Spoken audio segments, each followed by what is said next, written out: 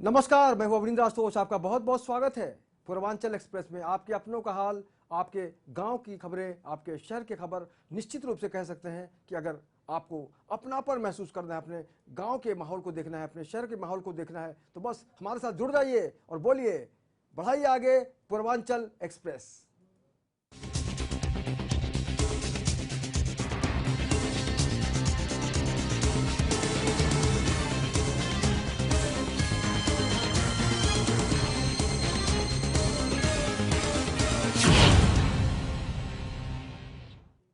तो चलिए रोज की तरह दनादन पूर्वांचल एक्सप्रेस की गाड़ी आगे बढ़ाते हैं और उतरते हैं खबरों के एक एक स्टेशन पर। दाल आज की तारीख में गरीबों के लिए काल बन गई है।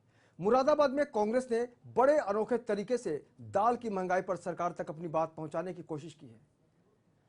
दरअसल कांग्रेस ने दशहरा पर्व पर दशहरे के उपहार के रूप में अरहर की दाल बांटी और बढ़ी हुई महंगाई पर केंद्र सरकार के विरुद्ध नारेबाजी करते हुए प्रदर्शन किया। कांग्रेस नेताओं ने इसके पीछे जो दलील दी है वो भी बेहद दिलचस्प है। पदाधिकारियों का कहना है कि किसी भी त्योहार में महंगा व्यंजन बनाया जाता है और इन दिनों दाल सबसे महंगी वस्तु है। इसीलिए उन्होंने उपहार स्वरूप सभी लोगों को दाल भेंट की है ताकि उनकी जिंदगी में कुछ समय के लिए खुशहाली आ सके।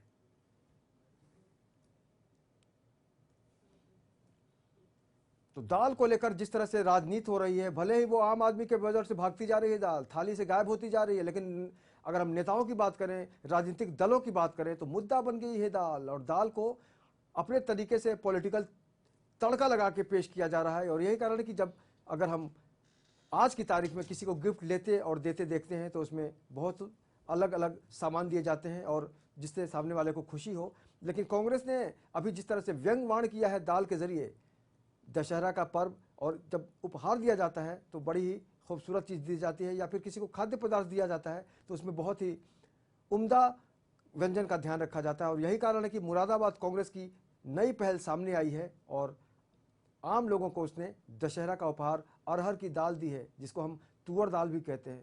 ऐसे में कहा जा सकता है कि जिस तरह से आम आदमी के बजट में दाल नहीं आ रही है, थोड़े देर के लिए या कुछ पलों के लिए कांग्रेस ने उनको राहत दी है। लेकिन दाल खाने के बाद वाकई ये पब्लिक कांग्रेस को कितना रिस्पॉन्स देगी, ये तो दाल खाने वाले ही जाने।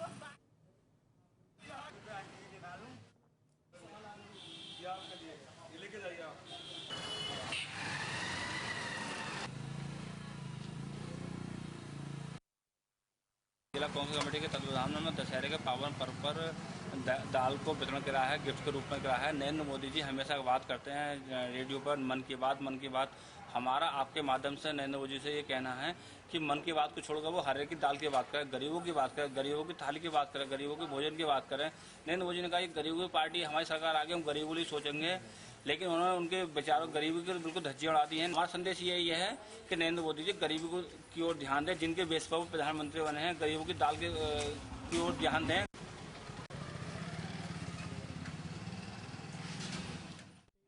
तो मन की बात नहीं चाहिए जनता को, और कांग्रेस के लोग कह रहे हैं कि दाल की बात कीजिए, गरीबों की दाल की बात कीजिए, और उनकी थाली से जो दाल गायब हो रही है उसके बारे में मन की बात कीजिए। लेकिन जनता परेशान है और इस बात में तो बिल्कुल कोई शक नहीं है कि वाकई महंगाई ने आम आदमी की कमर तोड़ कर रख दी है। और कल तक अगर कोई गाता था कि दाल रोटी खाओ प्रभु के गुण गाओ, अब शायद उसकी भाषा बदल जाए। चलिए बढ़ते हैं आगे। सहारनपुर के थाना बेहट क्षेत्र के गंदेवड़ में एक ट्रैक्टर और मारुति कार में जबरदस्त टक्कर हो गई। इस दुर्घटना में 5 लोग बुरी तरह से घायल हो गए और 2 लोगों की मौत हो गई। आपको बता दें कि कार में सवार घायल शुभमे ने बताया कि वो लोग शकुंबरी देवी के दर्शन के लिए जा रहे थे, लेकिन जैसे ही गंदेवड़ के पास कार पहुंची, सामने से तेज रफ्तार में आ रही ट्रैक्टर ने कार को जबरदस्त टक्कर मार दी। कार में बैठे 5 यात्रियों में से 3 लोग बुरी तरह घायल हो गए और 2 लोगों की जान चली गई। लगभग 10 बजे पेड़ क्षेत्र में गंदेवड़ के पास में अल्टो गाड़ी का ट्रैक्टर ट्रॉली से एक्सीडेंट हुआ है, जिसमें 2 व्यक्ति की मृत्यु हुई है और 2 घायल हैं, और ट्रैक्टर ट्रॉली को पकड़ने का प्रयास किया जा रहा है। इस इमरजेंसी में अभी बेहट से जो है पुलिस वाले 2 डेड बॉडीज हमारे यहाँ लाए थे। दोनों मृत अवस्था में यहाँ लाए गए। एक का नाम मृतक जो पुरुष था उसका नाम रजनीश और जो साथ में महिला थी उसका नाम प्रियंका। उसकी उम्र लगभग 24-25 वर्ष थी और जो रजनीश है उसकी उम्र 42 लिखवाई गई है और लगभग 40-42 साल का ही था वो पुरुष। दोनों के शव को हमने मॉर्चरी में रखवा दिया है और ऐसा संज्ञान में आया है कि ये गंदेवड़ा के पास जो है दुर्घटना हुई। जौनपुर जिला जेल में तैनात बंदी रक्षक मोहन सिंह के कॉलोनी स्थित आवास पर आग लग गई। बताया जा रहा है कि आग गैस सिलेंडर का पाइप निकल जाने की वजह से लगी, जिसमें घर में मौजूद रक्षक और उसकी बहू बुरी तरह से झुलस गए। चीख पुकार मची तो आसपास के लोगों ने दोनों को जिला अस्पताल पहुंचाया, जहां उनकी हालत नाजुक बनी हुई है और अभी भी हालत बहुत ही गंभीर है। पीड़िता और उसके ससुर की नाजुक हालत को देखते हुए दोनों को वाराणसी रेफर कर दिया गया है, जहां इनका उपचार किया जा रहा है।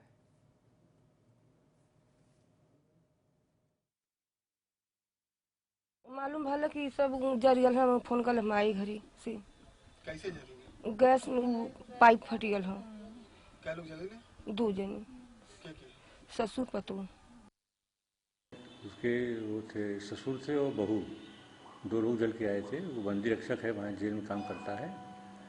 ऐसा बताया गया कि घर में गैस की सिलेंडर के से कुछ वाक़या हुआ है, जिसमें जो बहू थी वो करीब जो है 90% जली हुई थी और जो उसका ससुर जो बंदी रक्षक है वो 75% जला हुआ था। करीब 1 बजे आए थे यहाँ पे, उनका समुचित इलाज किया गया, सब कुछ हो सकता था।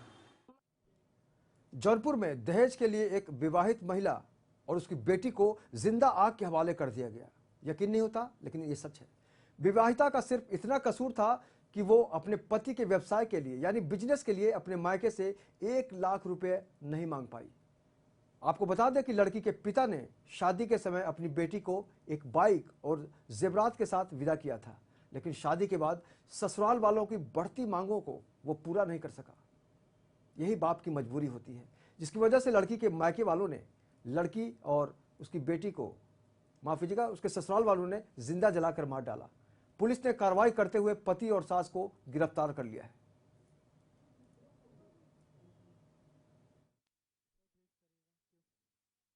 तो दहेज की भेंट एक और बेटी चढ़ गई, क्योंकि उसके पति को बिजनेस शुरू करने के लिए 1 लाख रुपए की जरूरत थी और यही कारण है कि ससुराल वालों का दबाव पड़ा और वो बेचारी मजबूरी में कुछ कर नहीं पाई। और जाहिर सी बात है, जब वो असफल रही अपने मकसद में, अपने पति को पैसे नहीं दिला पाई, तो ससुराल वालों को बिल्कुल समझ में नहीं आया कि इसकी क्या ज़रूरत है और उन्होंने आग के हवाले उसको कर दिया। तो जाहिर सी बात है, आज भी दानव जिस तरह से खड़ा होता है अलग अलग तरीके का, अभी अभी रावण को जलाया गया है, जिसको भी कहा जाता है कि बुराई का प्रतीक है, लेकिन दहेज का जो दानव है वो हर रोज़ सर उठाता है और इस देश में, इस गांव में, इस शहर में कहीं ना कहीं एक बेटी जिंदा जलाई जाती है या फिर उसको फांसी पर चढ़ा दिया जाता है या फिर उसकी ज़िंदगी हमेशा हमेशा के लिए ख़त्म कर दी जाती है, क्योंकि ससुराल वालों का जो मन होता है उसमें सिर्फ और सिर्फ दहेज की रकम की जो एक लालच होती है वो बसी होती है। और मन में अगर एक बार लालच बच गया, अगर किसी बहू को आपने पैसे मांगे और उसने नहीं दिया, तो अक्सर देखा गया है कि बहू के साथ शोषण किया जाता है, उसे मारा पीटा जाता है, यहाँ तक कि उसकी ज़िंदगी भी ख़त्म कर दी जाती है।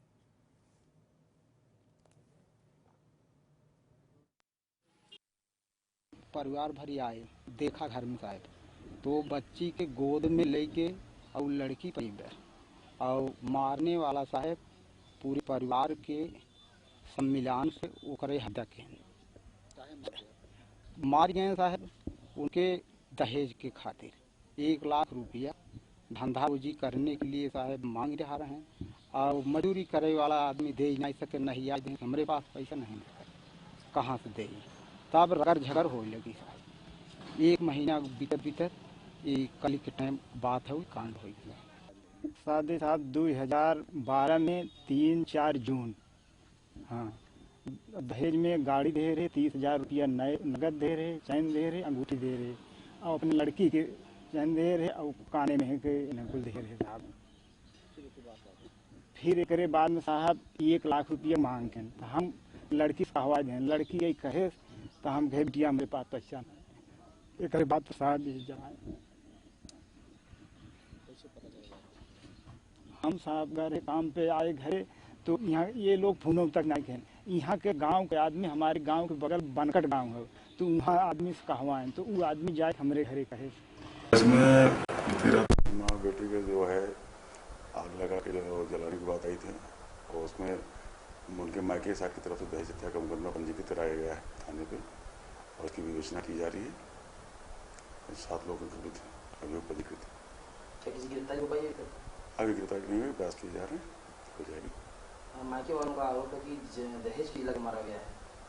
तो दहेज हत्या है तो दहेज के प्रताड़ना का आरोप तो लगाएंगे, वो लगा ही उसमें उसके जो है फैमिली दहेज हत्या का मुकदमा दर्ज है जी।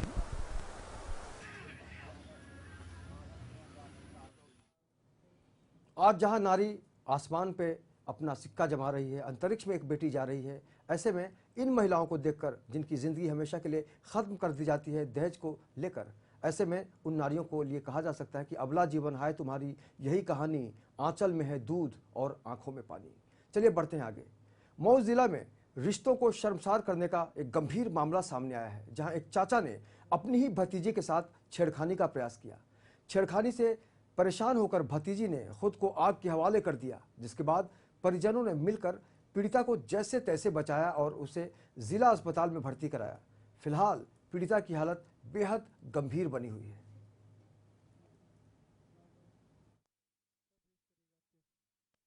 तो वाकई रिश्तों को शर्मसार करने वाली ये घटना मऊ से आई है, जिसमें आज की तारीख में कहा जा सकता है कि एक बच्ची या एक औरत शायद अपने घर में भी सुरक्षित नहीं है, क्योंकि एक चाचा और भतीजे का जो रिश्ता होता है वो बेटी और पिता के समान होता है। लेकिन चाचा ने जिस तरह से अपने घर में कुकर्म किया है, ऐसे में समझा जा सकता है कि आज हमारा समाज किस दिशा में बढ़ता चला जा रहा है। और निश्चित रूप से इस घटना से आहत होकर भतीजी ने खुद को आग के हवाले कर दिया और उसकी मानसिक स्थिति समझी जा सकती है कि जिस बच्ची ने कभी कल्पना नहीं की होती है कि पिता और चाचा में कोई अंतर नहीं देखती हो जो बेटी, उसके साथ अगर इस तरह की घटना होती है तो समझा जा सकता है कि उसकी ज़िंदगी किस कदर दोज़ख में बदल जाती है। और यही कारण है कि ज़िंदगी के प्रति उसका मुंह भंग हो जाता है और वो जान देने की पुरजोर कोशिश करती है।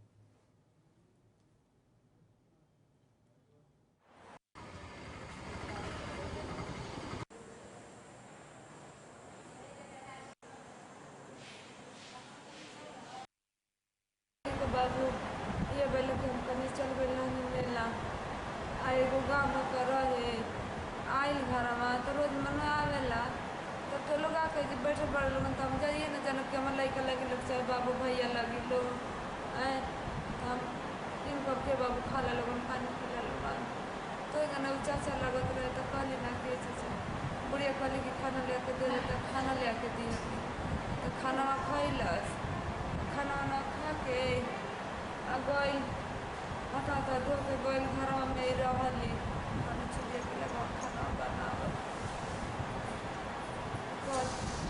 जाके हाथ पकड़ लिया इनको मुँह लगल सुराले। एक लड़की प्रियंका है, 16 साल की लड़की है, आग से जली हुई है। 70% जो है बॉडी सरफेस एरिया का 70% जला हुआ है। आज रात में जो है 12 बजे की भर्ती है। फिलहाल अभी होश में है, कॉन्शियस है, ओरिएंटेड है। स्थिति अभी जो है स्टेबल बनी हुई है। सर्जन लोग हमारे देख रहे हैं, उसका इलाज चल रहा है बर्न वार्ड में। हम लोग मेला गए थे और मेरी दादी थी, मेरी बहन थी, और उसके बाद तो आए और दादी कही कि खाना दे, तो खाना दिए और उसके बाद खाना खाए और उसके बाद घर में गए, बाँह पकड़ लिए दोनों और उसके बाद रगड़ दिए। क्या बोले? तो उसके बाद उसके मुंह पर मार मंगल। तो ये कलयुग का क्लाइमैक्स है कि जब रिश्तों को शर्मसार करने वाला कोई और नहीं, अपना ही सगा होता है, अपना ही बड़ा होता है जिस पर हम भरोसा करते हैं। फिलहाल वक्त हो गया एक छोटे से ब्रेक का पूर्वांचल एक्सप्रेस में। ब्रेक के बाद आपको हम बताएंगे हवाला से जुड़ी एक घटना और गाड़ियों को पकड़ा गया चेकिंग के दौरान। तो बस ब्रेक के बाद हाजिर होते हैं और कुछ खबरों को और सुनाते हैं, आपको दिखाते हैं। तो देखते रहिए पूर्वांचल एक्सप्रेस।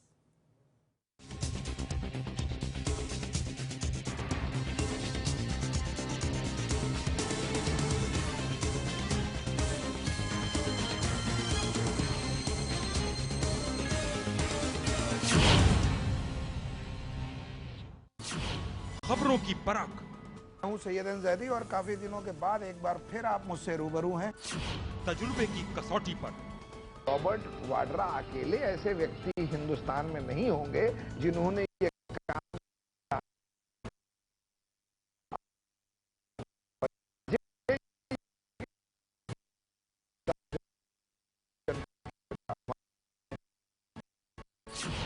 फिर वही बेबाक अंदाज। जब अपने घर शीशे के हों तो पत्थर क्यों उठाते हैं खामखा आप लोग? राष्ट्रीय विपक्षी पार्टी के अंदर इतनी हिम्मत नहीं थी कि ये मुद्दा उठा सके। देखिए जायजा सैयद जैदी के साथ सोमवार से शुक्रवार रात 8 बजे सिर्फ लेमन न्यूज पर।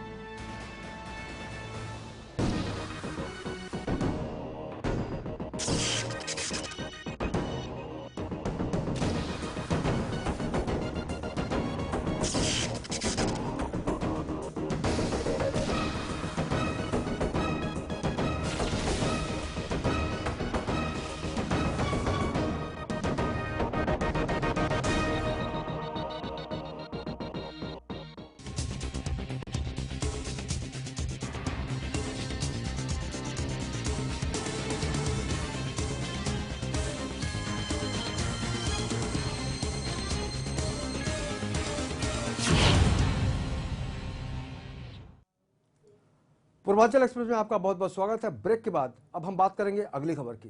तो चलिए, बलरामपुर नगर पुलिस ने गाड़ियों की चेकिंग के दौरान हवाला से कारोबार करने वाले गिरोह का पर्दाफाश किया है, यानी भंडाफोड़। पुलिस ने चेकिंग के दौरान एक लग्जरी गाड़ी और 12,67,000 रुपये कैश बरामद किए हैं। बरामद की गई गाड़ी लखनऊ की एक संस्था केसी इफा बिल्ड की है, जिसे पुलिस ने सीज कर दिया है। वहीं जिला पुलिस पकड़े गए दस्तावेज की मदद से और भी कई खुलासे करने का दावा कर रही है कि भाई हवाला का ये पूरा चक्कर है क्या।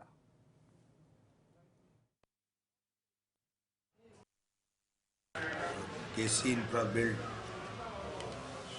छाया प्रतीक थी, तो उसमें कुल 12,97,174 रुपये ड्रग के संबंध में लिखा हुआ था। ड्राइवर से पूछा तो उसने बताया कि मालिक हमारे हैं और उन्हीं का कागज़ है और गाड़ी उन्हीं की है, लेकिन गाड़ी का कोई कागज़ प्रस्तुत नहीं किया। तो नियमानुसार धारा 207, 177, 184 MB एक्ट में वाहन को सीज कर दिया गया और चालक को चालानी प्रत दी गई है।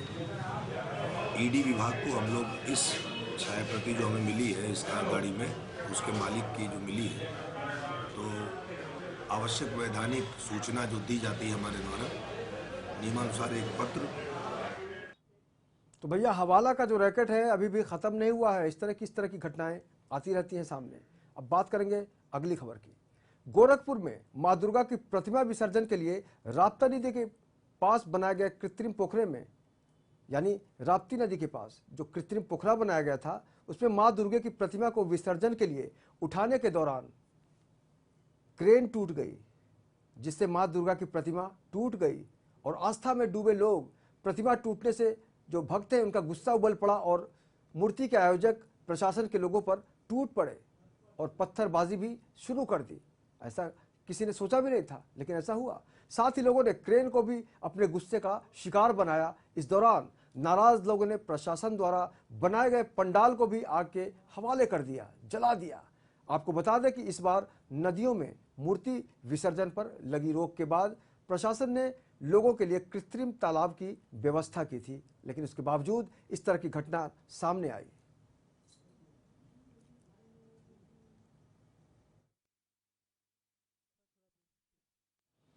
तो आस्था पर कहीं ना कहीं से ज़्यादा जो भरोसा करते हैं, ठीक है, भरोसा कीजिए आप, लेकिन कुल मिलाकर जब इस तरह की घटना आती है तो कहा जा सकता है कि उनके अंदर की जो समय, उनके अंदर की जो सीमा होती है कंट्रोल करने की, वो शायद टूट जाती है। लेकिन अगर हम भक्तों की बात करें तो वाकई इनके अंदर कहीं ना कहीं से नाराज़गी तब आई जब ये हादसा हुआ, क्रेन टूट गई।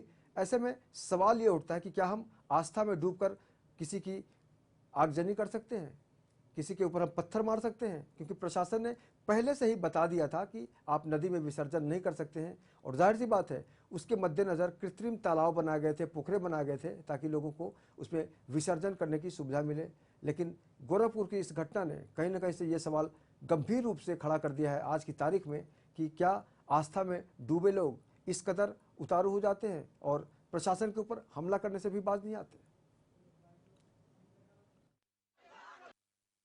हम लोगों ने जो व्यवस्था की थी उसमें टायर या तो पंक्चर हुआ हो या जो भी कारण हो वो थोड़ी सी पलटी है, उसमें कोई दिक्कत नहीं है उसमें। अब अल्टरनेट हम लोग का रूट पहले से ही था तो हम लोग दूसरी व्यवस्था करके सुचारू रूप से चल रही है। हम लोग उस पर चढ़े थे, अचानक धीरे धीरे आने लगा, फिर ऊपर पूरा गिर गया, वो गाड़ी पलट गया, हम लोग नीचे लुढ़क गए, मूर्ति ऊपर आ गया था हम लोग के ऊपर, पूरा पैर में चोट आ गया। यहाँ पे मूर्ति 2 मूर्ति था, उसमें 10, 15, 20 लोग थे उस पर। पूरे उसके बाद प्रशासन कोई नहीं, प्रशासन भागने लगी, गाड़ी अपना जीप लेके भागने लगी यहाँ से, पूरा प्रशासन जीप लेके भागने लगा। यहाँ पे लोग लाठीचार्ज की नौबत आ गई थी। भी नहीं किसी कोई घायल तो नहीं हुआ, लेकिन हल्का फुल्का चोट किसी को आया है। मूर्ति पूरा टूट गई है वहाँ पे पूरा। चलिए अब बात करते हैं अगली खबर की।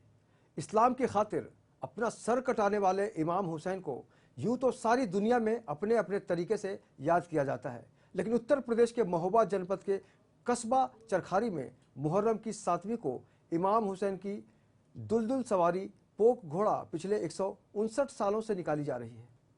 इमाम की सवारी से सभी धर्मों के लोगों को बेहद लगाव है। मान्यता तो ये भी है कि घोड़ा जिस श्रद्धालु का प्रसाद खा लेता है उसकी मुरादें पूरी हो जाती हैं। अकीदतमंद चांदी का नींबू सवारी में चढ़ाता है। 70 से 80 हज़ार श्रद्धालुओं की भीड़ इमाम हुसैन की सवारी का दीदार करने आते हैं और जाहिर सी बात है सबका मकसद यही होता है अमन और चैन, क्योंकि इस तरह का जब भी आयोजन होता है तो कहा जा सकता है कि इस आयोजन का जो मकसद होता है वो होता है हर धर्म के लोगों को जोड़ना। और यही कारण कि हर धर्म के लोग, हर मज़हब के लोग इस तरह के जुलूस में शामिल होते हैं और इमाम हुसैन साहब की जो एक इमेज है, उनकी जो उनके भक्तों के मन में जो श्रद्धा है उसको लोग सलाम करने आते हैं। मुस्लिम एकता का प्रतीक है ये। यहाँ पे सारे मजहब के लोग, हिंदू, मुस्लिम, सिख, ईसाई, सारे लोग इस मजहब को मानते हैं। घोड़े को जलेबी खिलाते हैं, इसमें जो भी उनकी मानता होती है वो नींबू निकालते हैं, उसके बाद उसमें सोने का या चांदी का जो उनकी श्रद्धा होती है वो अपने 157 साल हो गए इसको निकलते हैं। जी हाँ, 157वां साल है ये। सभी धर्म के आदमी आते हैं। ये दुकान जो 40 साल पुरानी दुकान है, छोटे बड़े 1000 रुपए से लगा के सोने का नींबू बिकता है, जिसकी मनोकामना पूर्ण हो जाती है सोने का भी खरीदता है। और ये हजरत इमाम हुसैन की सवारी निकलती है शहादत वाली। नींबू 1 तोले का भी बनता है और सोने का भी 1 ग्राम का 1 तोले का सबका बनता है। और फिर जिसकी जितनी मनोकामना पूर्ण हो जाए, जिस पर जैसा बनवाना चाहे वैसा बन जाता है। कम से कम 1500 नींबू, 1000 से ऊपर बिकते हैं नींबू। देखिए, जब से हम लोग बहुत संभाला है तब से तो हम लोग यही देखते आ रहे हैं कि ये जुलूस बड़े ही जोश खरोश से निकाला जाता है और इसमें दूर दराज से आए हुए सभी मेहमानों की जो भी जायज़ मुरादें होती हैं वो इमाम हुसैन पूरी करते हैं। और बड़ा ही अकीदत वाला ये जो है हम लोगों की दुलदुल की सवारी है। ये पूरे बुंदेलखंड से लोग यहाँ इकट्ठा होते हैं और बुंदेलखंड के अलावा भी दिल्ली तक से लोग यहाँ आते हैं। यहाँ पूरा अपना मध्य प्रदेश, जो पूरा अपना बुंदेलखंड के जो भी जनपद हैं, मध्य प्रदेश के छतरपुर, टीकमगढ़, ये नेवाड़ी, नौगांव, तमाम जगह से जो है बहुत दूर दूर से लोग आते हैं। यहाँ लगभग कम से कम यहाँ पर 80-85 हज़ार से 1 लाख के समथिंग की भीड़ हो जाती है। ये इमाम साहब की सवारी निकलती है, इसमें मन्नतें पूरी होती हैं। आप भी कोई ना कोई मन्नत लेकर यहाँ आए होंगे? हाँ, अगर मन्नत पूरी होगी तो फिर साल फिर आएंगे। किस प्रकार आप मन्नत करते हैं? यहाँ पर नींबू चढ़ता है चांदी का जी, उसके द्वारा होती है मन्नत। यहाँ पर घोड़ा निकलता है चरखारी जी, वो देखने आए थे। जी, देखने आए हैं। और क्या क्या क्या होता है, किस प्रकार की मन्नतें होती हैं यहाँ पे? यहाँ पे अगर किसी के बच्चा नहीं होता है तो वो अपने नब्बू ले जाते हैं और उसको मानता करते हैं। तो वहीं मुहर्रम की 7वीं पर बांदा जिले में हुसैन आलम की याद में जुलूस निकाला गया। वहीं इस जुलूस में लाखों की तादाद में लोगों ने हिस्सा लिया। इस जुलूस में एकता की मिसाल देते हुए सभी धर्म के लोगों ने, चाहे वो हिंदू हो, मुसलमान हो या सिख ईसाई हो, सभी ने शिरकत की।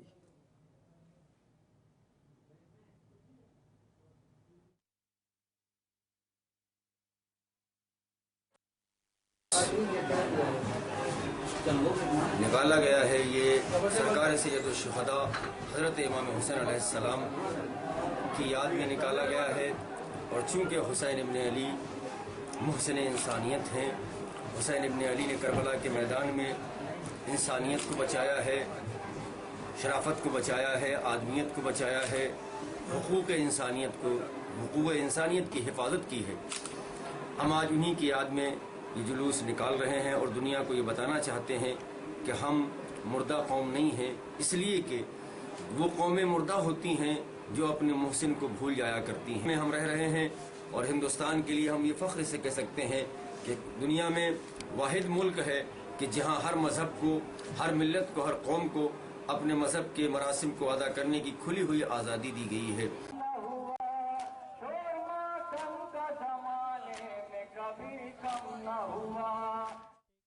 तो वाकई त्यौहार कोई भी हो, भारत में हम अक्सर देखते हैं कि जब भी कोई त्यौहार होता है तो हम सब मिल जाते हैं।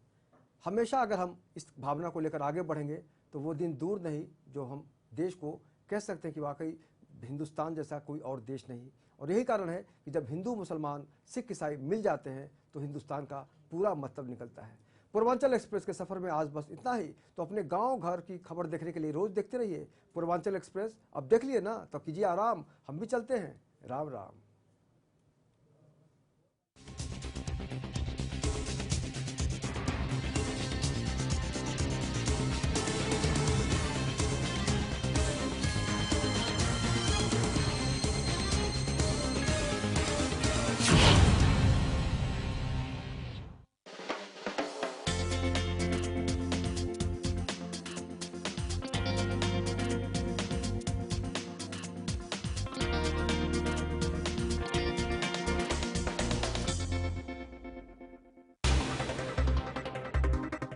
शिवाजी पार्क में दशहरा रैली के दौरान शिवसेना सांसद संजय